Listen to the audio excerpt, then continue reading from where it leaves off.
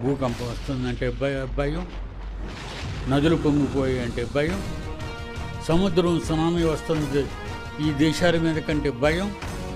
ఇన్నిటికి భయపడుతున్న, ప్రకృతికి భయపడుతున్న మనం దేవునికి ఎందుకరా భయపడటం లేదు? మీరు ఆలోచించండి ఒకసారి. ఆయన ఏటి మిమ్మల్ని బలవంతం చేశాడు?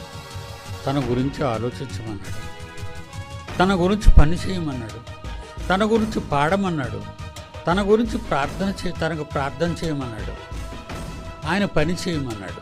ఇవి నేర్చుకోలేదా మనం? చిన్ననాటి నుండి క్రైస్తవులు అనిపించుకున్నాం. ఇవేవి తండ్రి పట్ల మనం నెరవేర్చకుండా